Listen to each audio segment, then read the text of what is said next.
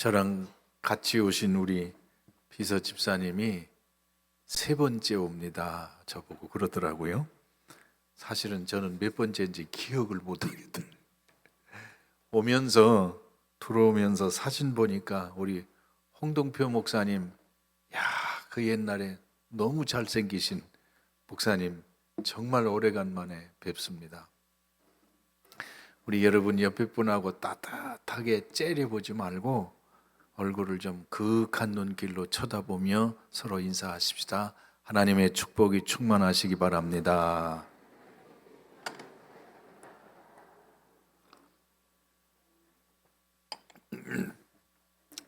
사실 그리스도인들이 제일 많이 반복하고 또 잘 아는 게 두 가지가 있는데, 하나는 사도신경입니다. 예배 드릴 때 고백하는 횟수가 많죠. 그래서 거의 다 외우고 있죠. 그 사도신경은 내가 무엇을 믿는다는 믿음의 내용을 종합한 것이 사도신경입니다. 나는 믿습니다. 나는 이렇게 믿습니다 하는 신앙 고백입니다.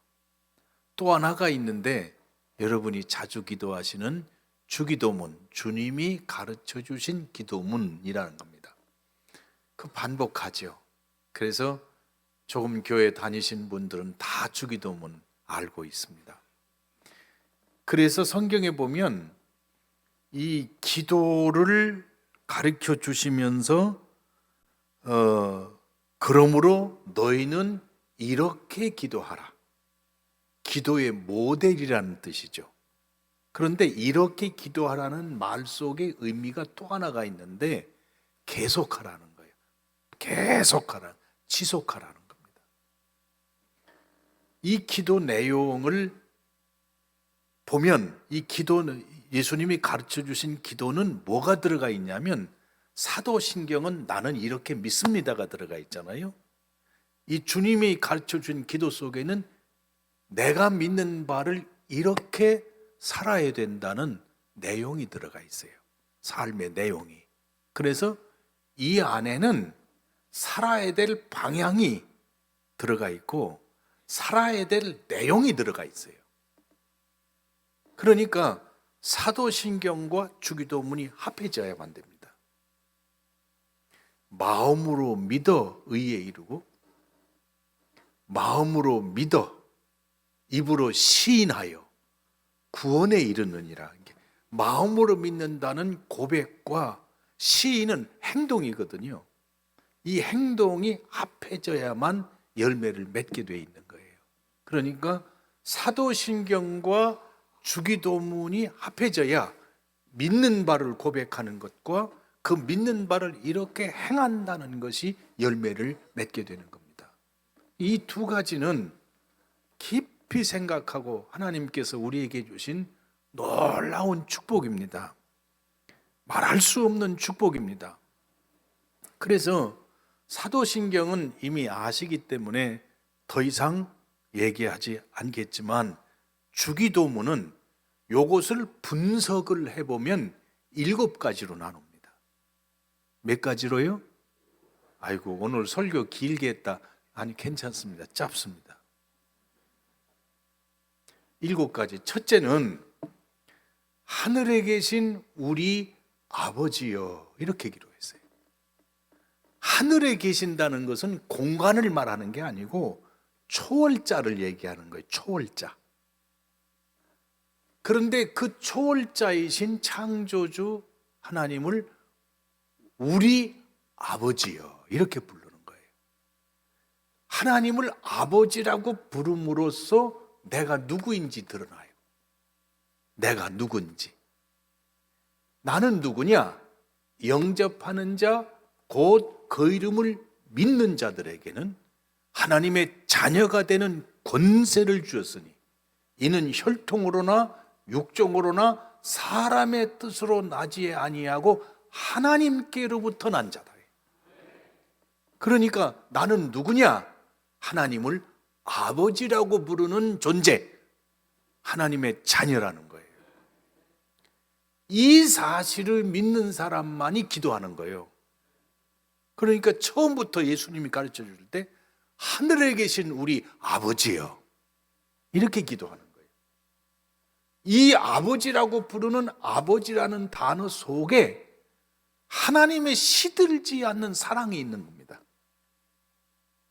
하나님의 사랑이 있는 거예요. 그러므로 하늘에 계신 우리 아버지여, 기도는 누가 하느냐? 하나님의 자녀가 할 수 있는 거예요. 누구에게 부탁하느냐? 아버지에게 부탁하는 거예요. 근데 마귀는 이거를 흔들어요. 네가 하나님의 자녀가 될 자격이 있느냐?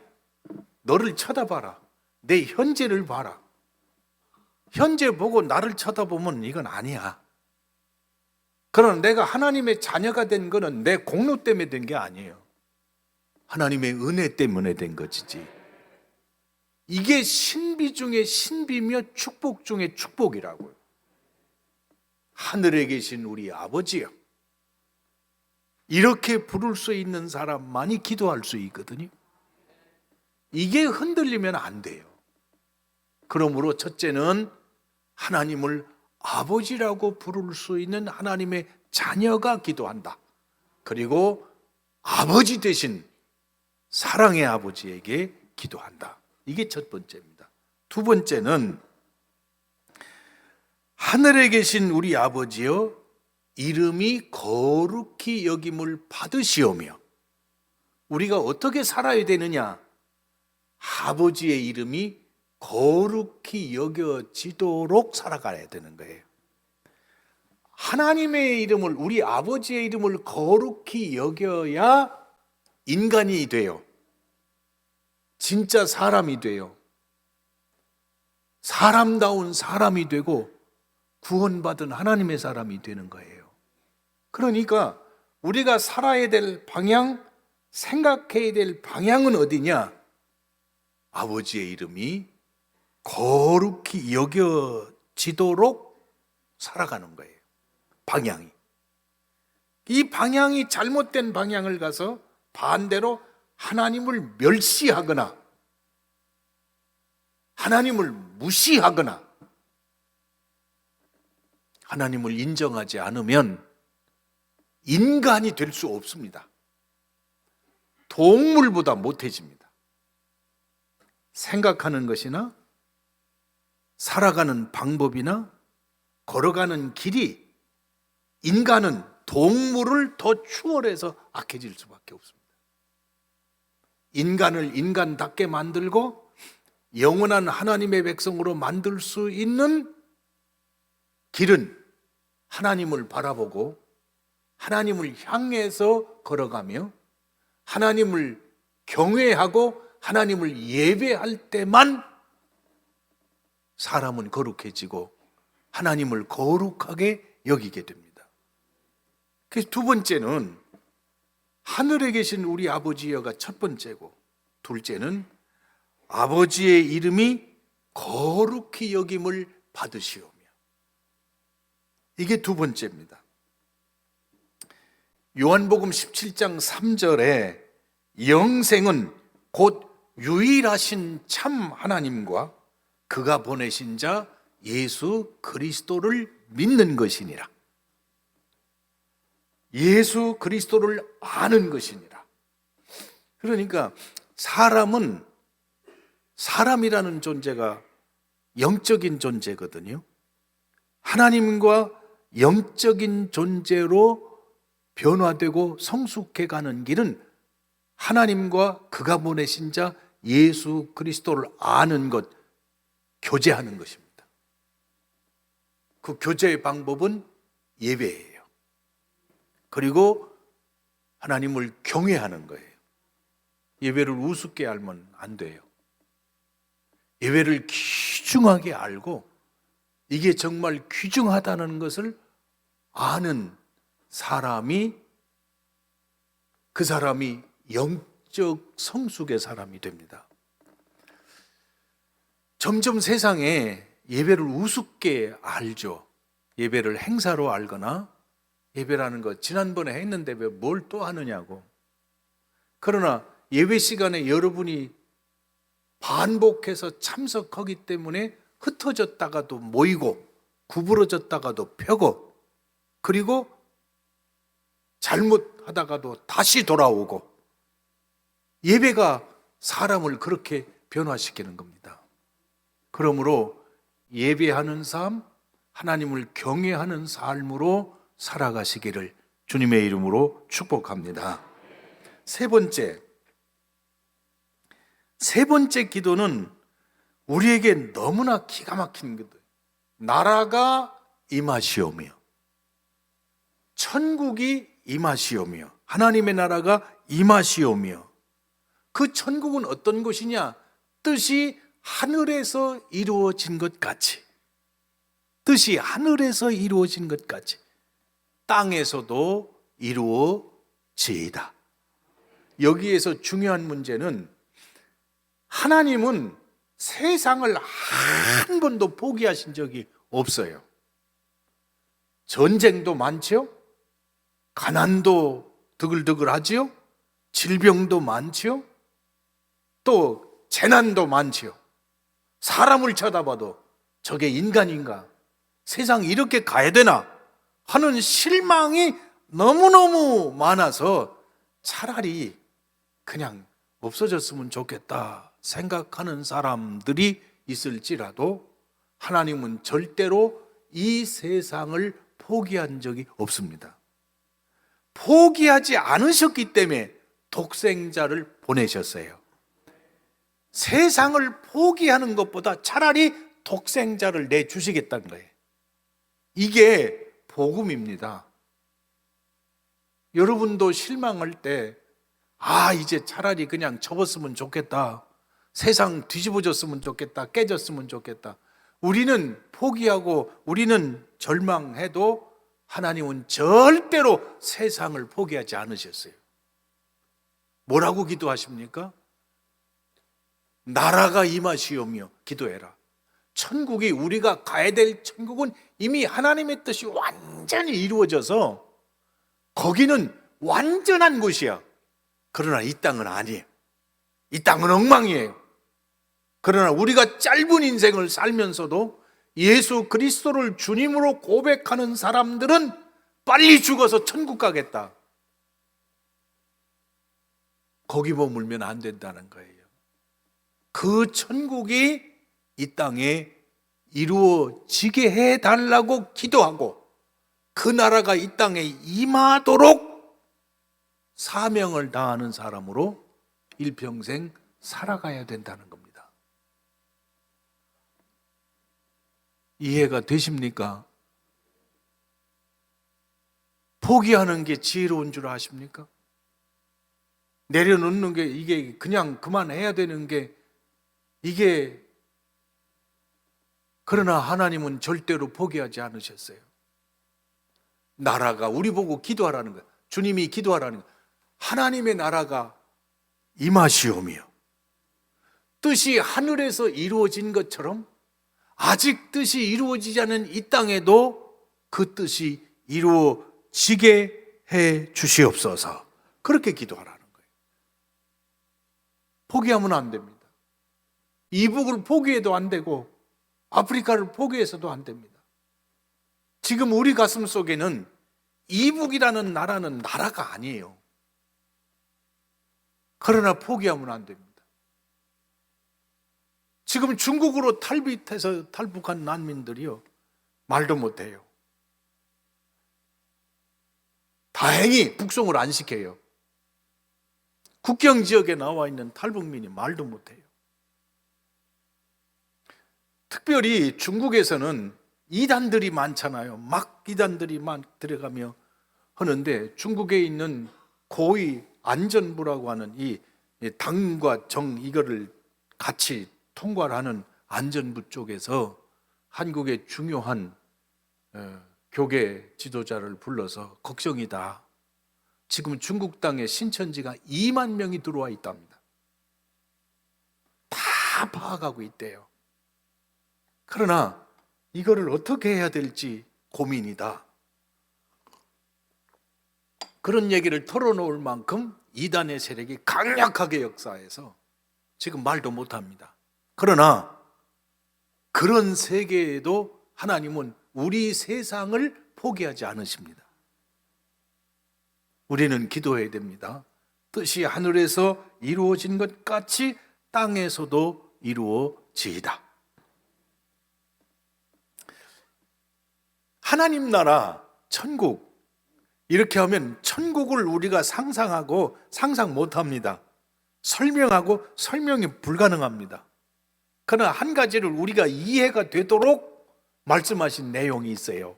구체적으로 우리 삶에서 누가복음 17장 20절 21절에 보면 바리새인들이 예수님한테 와서 물어요. 하나님 나라가 어느 때에 임하니까 묻거늘 예수께서 대답하여 이르시되 하나님의 나라는 볼 수 있게 임하는 것이 아니요 또 여기 있다 저기 있다고도 못하리니 하나님 나라는 너희 안에 있느니라. 그러니까 지금 천국을 설명하려는 게 아니에요. 이 사람들은 예수님이 천국에서 저 우리가 갈 천국은 이미 완성됐어요. 아직 이 땅에 하나님의 나라가 언제 임합니까? 이게 자기들이 가진 지식이나 가지고 상식으로 묻겠죠. 어느 때에 임합니까?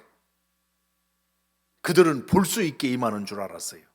어느 지역에 임하는 줄 알았어요. 근데 예수님은 하나님의 나라는 볼 수 있게 임하는 것이 아니요 또 여기 있다 저기 있다고도 못하리니 장소 개념이 아니에요.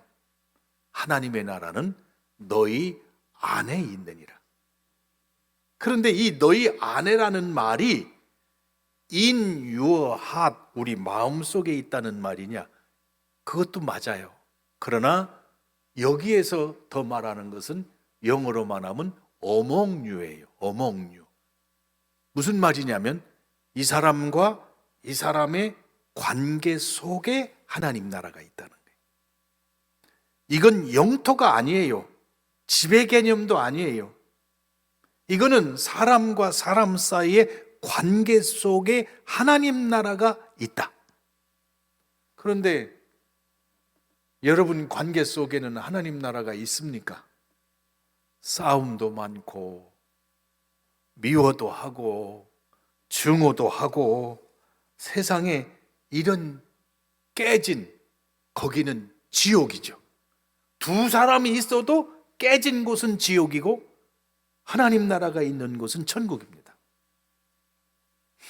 이 문제를 놓고 왜 세상에 살면서 결혼도 해야 되고 애도 낳아야 되고 왜 세상에 이렇게 관계가 있느냐, 요거를 해석할 수 있는 또 다른 얘기가 있는데 부활 논쟁이라고 마태복음에도 있고 마가복음에도 있고 누가복음에도 있어요. 마태복음 22장 23절부터 쭉 보면 사두개인들이, 그 사람들은 현실론자인데 부활을 안 믿어요. 부활이 없다 그래요. 부활이 없다는 것을 예수님에게 가지고 와서 도전하는 거예요. 예를 듭니다. 큰 형이 결혼을 했는데 자식이 없이 죽었어요. 그러면 없어지잖아. 밑에 동생이 형수와 결혼해서 낳은 아들을 형의 이름으로 이어가게 해요. 그런데 이렇게 한 여자가 7 형제가 있었는데 7하고 다 결혼했는데 아이가 없이 7명도 죽고 이 여자도 죽었다 얘기야. 여러분 표정이 이상한데 그건 내가 만든 게 아니에요.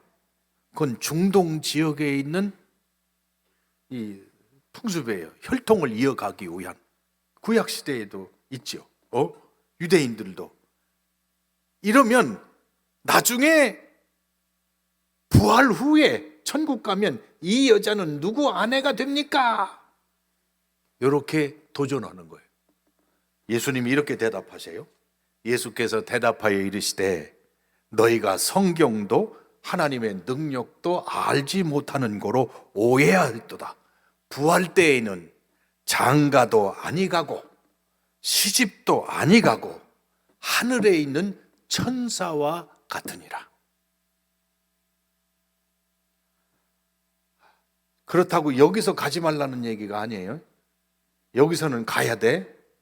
그래야 관계가 맺어져. 그러나 참 견디기 어려우면 조금만 참아. 여기서만 결혼하지 천국 가면 장가도 아니 가고 시집도 아니 간다. 하늘에 있는 뭐와 같다? 천사와 같아진다. 그 얘기는 무슨 얘기냐면 여기서는 하나님 나라는 사랑의 나라이기 때문에 사랑이라는 것을 하도록 하기 위해서 관계를 맺어주는 거예요. 네? 부부관계, 부자관계, 엄마, 딸, 형제, 의리, 우리 고향 사람, 이런 관계를 맺어줘서 사랑을 만들어내는 거예요. 저는 우리 집은 우리 아버지도 아들만 셋, 저도 아들만 둘, 아들 세대가 2대를 내려오니까 아이고 못 살겠어. 근데 우리 아들 둘이 결혼해가지고 둘째 아들이 첫 손녀를 딱 낳은 거야. 첫 손녀를 낳았는데요,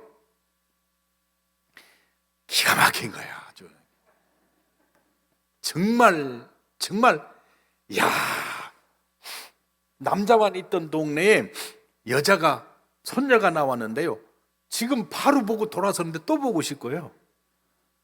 못 견뎌요. 아주 걔가요 만나면 말을 안 해도 뭐를 사주고 싶고 뭐를 입혀주고 싶고 조금만 얼굴 찡그리면 불쌍하고, 그래서 얘가 오면은 뭐 사주잖아요. 그럼 엄마가 야 이번에는 할아버지 집에 가면은 더 뭐 사달라고 하지 마라. 근데 얘는 오면은 애들은 끊임없이 사주는 걸 원하잖아요. 집어던지고 또 사고 집어던지고 또 사고 인형 사고 또 사고. 나는 있는 거는 생각 안 나고 자꾸 뭘 해주고 싶은 거예요. 그러면 얘는 할아버지 하고 와요. 엄마가 너 안 하기로 했잖아, 약속했잖아. 제가 야 엄마야 그러지 마라. 내가 해줄 수 있는 게 뭐냐?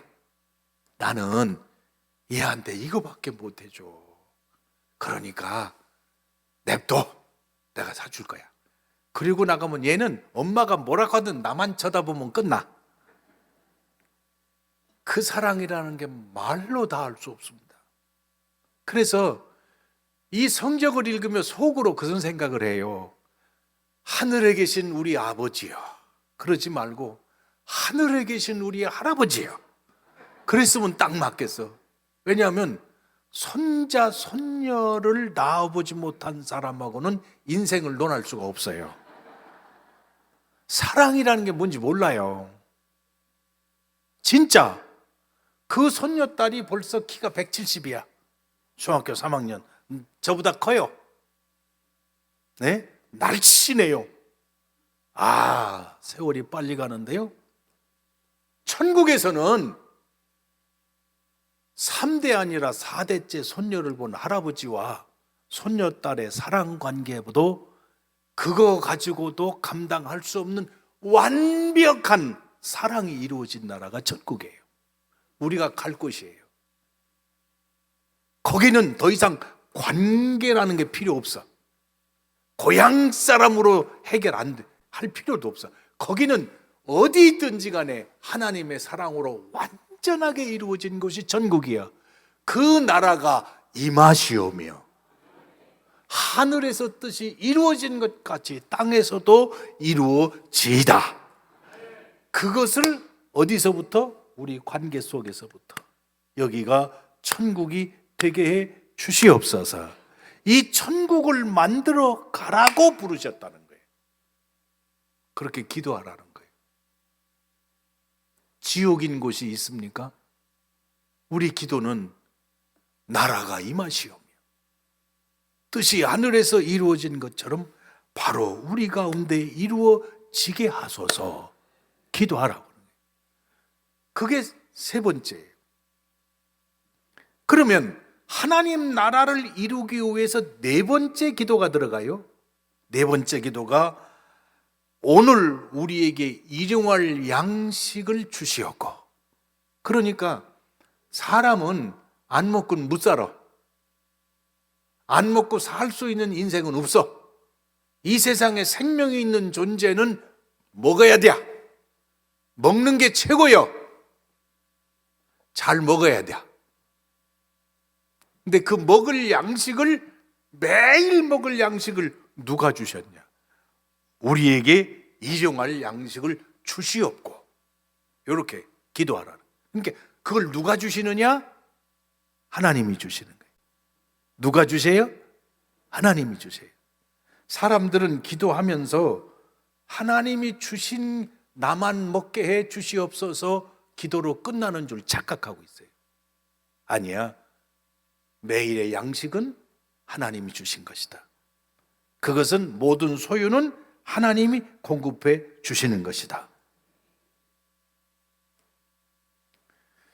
누가복음 3장에 가보면 세례 요한에게 세례받으러 사람들이 와요. 세리도 오고 장녀도 와요. 사람들이 무지하게 와요. 온 사람들 보고 세례 요한이 뭐라고 그러는 거 아니? 회개에 합당한 열매를 맺어라. 그러니까 무리들, 무작위의 사람들이 뭐라고 그러는 거 아니? 그러면 우리가 무엇을 하리이까? 세례 요한이 이렇게 대답하여 이르되 옷 두 벌 있는 자는 옷 없는 자에게 나눠줄 것이요 먹을 것이 있는 자도 그렇게 할 것이니라. 사람이 두 가지는 꼭 해야 돼요. 입어야 되고 먹어야 돼요. 입어야 되고 먹어야 돼요. 먹고 입어야 돼요. 예? 왜 쳐다봐요? 이거는 먹고 입은, 안 입고는 못 살잖아. 안 먹고는 못 살잖아. 이거를 나누라는 거예요. 왜 나누냐? 아버지께서 주셨기 때문에. 내가 벌은 내가 이렇게 만들었는데 자꾸 그러지 말아요. 내가 이렇게 노력해서도 하나님이 닫아버리면 안 돼. 노력한 만큼 거둘 수 있도록 하나님이 주셨기 때문에 먹는 거예요. 이거를 신앙적으로 고백해야 됩니다. 누가 주셨어요? 하나님이 주셨기 때문에 줄 때 남하고도 나눠 먹어야 돼요. 애들의 특징, 할아버지 좀 내가 다 사줬거든. 근데 할아버지 좀 하나만 싫어 하고 이지랄하는 거야. 그러면 이게 처음에는 이쁘다가도 애들이려니 그러다가도 이게 10살이 됐어, 15살이 됐어, 20살이 됐어. 할아버지 좀 싫어. 그러면 정이 떨어져 안 떨어져? 떨어지지. 그게 어떻게 인간이냐고. 하나님도 주셨다가 나도 조금만 줘. 그럼 싫어. 그 인간하고는 교제가 계속 될까요? 안 되지. 그러니까 어릴 때는 그럴 수 있어도 신앙의 성숙도에 따라서 깨닫는 것은 아버지께서 주셨지. 아버지께서 주셨지. 아버지께서 주셨지. 이 사실이 깊어지는 거예요. 그러므로 아버지가 주셨으니 나눈다. 그럴 때 깨졌던 자리가 회복되는 겁니다. 이게 네 번째. 다섯 번째는 깨질 때는 남이 나에게 해를 가할 때 깨져요. 그런데 기도를 이렇게 하라고 가르치십니다. 우리라는 공동체 속에 사람들이 섞여서 살면서 우리에게 이것을 다하면 나에게 죄 지은 자를 사하여 준 것 같이 우리 죄를 사하여 주시었고, 그러니까 우리는 이미 용서받은 존재입니다. 왜냐하면 예수 그리스도가 성육신에서 우리에게 오실 때 속죄의 제물로 오셨기 때문에. 그러면 이제는 하나님께서는 용서하셨는데 우리는 우리 현장을 쳐다볼 때 나에게 죄 지은 자, 험한 말을 해댄 자, 말도 안 되는 얘기로 가슴을 쑤신 자, 내 걸 사기쳐 먹은 자, 내게 고통을 준 자. 이게 가슴 속에 쌓이면 말할 수 없는 아픔입니다. 교회 싸움 왜 나는 줄 아세요? 싸움 나는 이유는 여러분 모르게 저 산에 낙엽이 쌓이고 솔거리 쌓이듯이 이 쌓이는, 나도 모르게 쌓이는 게 쌓이게 되면 불 붙으면 확 번져서 그 다음에 걷잡을 수 없이 퍼져나가고 끄기가 어려워져요. 속에 기분 나쁜 게 쌓이는 거예요. 저게 싸가지 없이 말이야, 저게. 응? 저게 말을 저 따위로 한다고. 저게 그게 어른도 몰라본다고. 저게 왜 나한테 저러지? 이런 기분 나쁜 게 차곡차곡 쌓여요. 응? 당신 10년 전에도 그랬잖아. 작년에도 지난번에도 그러더니 또 지랄하네. 요게 쌓여요. 요게 쌓여요. 이거 쌓이는 거를 교인들은 와서 기도하면서 털어버려야 돼. 하나님 말씀 들으며 털어버려야 돼. 나도 죄인이지. 내가 더 나쁜. 그리고 찬송 부르며 하나님이 용서하시고 주신 은혜 때문에 이걸 털어버려야 돼. 안 터버리고 꼭꼭 밟아가며 쌓아놓으면 어느 날 사건이 하나 땅 터져요. 부엌에서 일이 나요. 부엌에서. 또 교회 안에서 일이 생겨요. 그러면 빵 하고 터지는 거예요. 터져서 불이 붙기 시작하면 교회는 전쟁터가 됩니다. 그 전쟁은 어느 날 갑자기 생기는 게 아니고 여기에다 무엇을 쌓아놓느냐에 딸려 있어요. 우리 보고 기도하라고, 우리가 우리에게 죄 지은 자를 사하여 준 것 같이, 나부터 먼저 사하여 준 것 같이 우리 죄를 사하여 주옵소서. 설교를 너무 잘 들으니까 자꾸 길게 되네. 이해하시오? 여러분, 마태복음 16장에 나는 누구냐? 주는 그리스도시요 살아계신 하나님의 아들이십니다. 바요나시모나 내가 복되도다. 이를 내게 알게 하니는 혈육이 아니요 하늘에 계신 내 아버지시니라. 내가 이 반석 위에 내 교회를 세우리니 음부의 권세가 이기지 못하리라. 내가 천국 열쇠를 내게 주노니 내가 땅에서 매면 하늘에서도 매일 것이요 땅에서 풀면 하늘에서도 풀리리라. 요 부분 천국 열쇠는 재판 제도를 가리켜서 암시한다 이렇게 돼 있어요. 다시 말하면 내가 용서하면 하늘에서도 열리고 내가 닫으면 하늘에서도 닫는다는 거예요. 용서 먼저 하라는 거예요. 그래야 하늘에서 열린다는 거예요. 네가 먼저 하라고. 자존심이 있지 내가 어떻게 잘못했다고 그러느냐고. 자존심이 있지 내가 한두 번이냐고 내가 어떻게 용서하냐고. 그 소리 하지 말고 하나님 나라를 만들려면 내가 먼저 용서해야 된다는 거예요. 내려놔야 된다는 거예요. 이게 너무너무 어렵다는 걸 예수님이 아시기 때문에 14절 15절에 반복하신 거예요. 너희가 사람의 잘못을 용서하면 너희 하늘 아버지께서도 너희 잘못을 용서하시려니와 너희가 사람의 잘못을 용서하지 아니하면 너희 아버지께서도 너희 잘못을 용서하지 아니하시리라. 그래도 사람들은 그래도 용서할 게 있지 이거는 절대로 용서 못합니다. 근데 성경에는 그렇게 돼 있질 않아요. 그러므로 이 말씀을 기도하며 허물어 가야 됩니다. 마음에 쌓았던 증오를 허물어 가야 됩니다.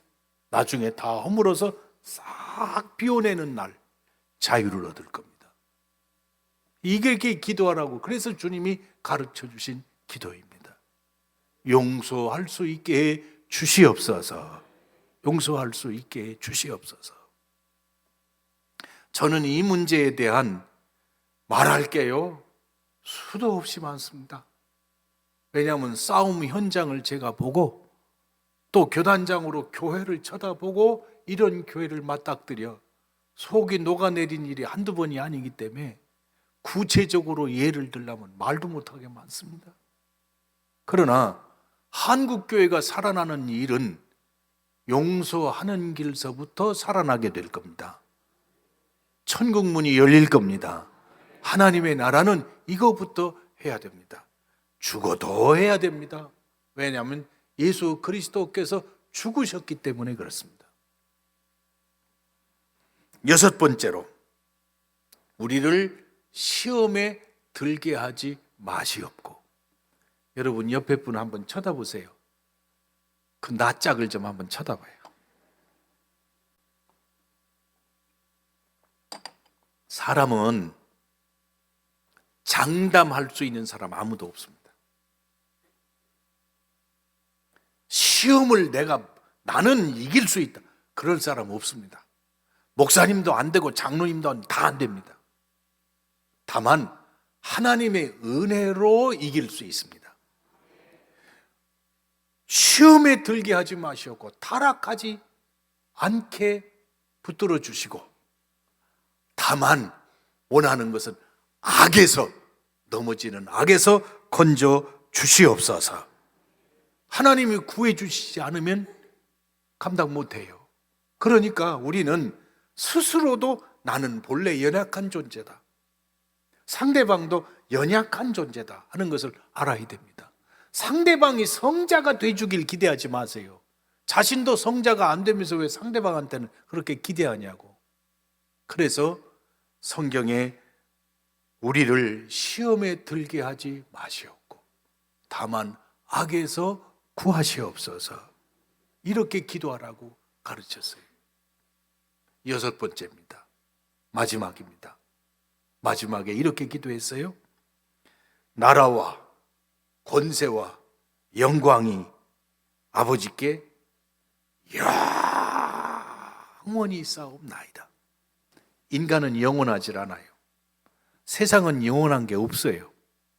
권력도 영원하지 않고, 힘도 영원하지 않고, 재벌도 영원하지 않아요. 그러나 영원하신 분은 오직 하나님이세요. 세상은 사람이 주권자가 아니에요. 어느 세력이 세상을 이긴 것처럼 보여도 그 세력이 지금까지 남아있는 사람 없어요. 세상의 주관자는 창조주 하나님이십니다. 하나님이 주권자시요, 하나님이 영광을 받으셔야 됩니다. 그러므로 주권자가 하나님인 것을 고백하고 사는 사람, 하나님께 소망을 두고 살죠. 성경을 예수님이 가르쳐 주신 기도 속에 우리가 어느 방향으로 가야 할지, 어떻게 살아야 할지가 들어있어요. 그래서 저는 생각하기를 이 주님이 가르쳐 주신 기도를 묵상하고 또 묵상하고 깊이 생각하고 또 깊이 생각하면 너무 빨리 후딱후딱 지나갈까 봐 걱정이에요. 그러면 잃었던 방향을 다시 찾고 잃었던 길을 다시 회복할 수 있어요. 자, 우리 아버지 세대나 저희들이 젊을 때, 저도 70 넘었어요. 네. 때는 기도원에 자주 갔어요. 산으로 많이 갔어요. 요즘은 안 가잖아. 춥다고도 잘 안 가잖아. 그러나 오늘날은 기도의 방식을 생활 기도로 바꿔야 돼요. 걸어가며 기도하고, 일하는 중에도 기도하고, 설거지 하면서 기도하고, 또 언제든지 기도는 눈을 뜨고도 기도하고, 자전거 타면서도 운전하면서도 기도하는 생활 기도로 24시간 기도로 바꿔야 돼요. 그 기도하는 곳에 세밀한 소리도 주님이 들으시고 응답하시고, 우리의 탄식도 들으시고 우리의 간구한 바를 들으시고 응답하실 줄로 믿습니다. 이제는 학생은 공부하면서도 기도하고, 순간순간 기도하고, 띄엄띄엄 삶의 자체를 기도로 만들어가는 기도 생활을 해야 됩니다. 기도하러 갑시다 하는 시대가 지났어요. 가면 좋지요. 그러나 이제는 살면서 모든 곳에서 일하면서 항상 기도하고 살아가는 생활 기도로 우리 삶을 바꾸셔야 됩니다. 지금도 하나님은 기도하는 자를 찾으시고 기도하는 자를 부르시고 기도하는 믿음을 보시고 응답하실 줄로 믿습니다. 하남동 교회는 기도로 세워진 교회, 성령의 능력으로 세워진 교회입니다. 옛날에 계시던 홍동표 목사님 얼마나 뜨거우셨던지 모릅니다. 매일 주님이 오시는 것처럼 사시려고 하셨어요. 그래서 우리가 스승으로 모신 거예요. 그렇듯이 오늘 여러분의 가슴 속에 내일 주님이 오시는 것처럼 그런 중심을 갖고 뜨거운 기도 생활이 여러분의 방에서, 일터에서, 학교에서 일어나게 되기를 주님의 이름으로 축원합니다. 이 시간에 다 같이 머리를 숙이시고 주여 한번 통성으로 기도하시면서 이 말씀이 내 삶 속에 녹아 흘러 들어와서 주님이 가르치신 기도가 삶이 되도록 해 주시옵소서. 그렇게 통성으로 잠시 기도하겠습니다. 주여 한번 부르고 통성으로 기도하겠습니다. 주여, 주여. 자비하신 아버지 하나님,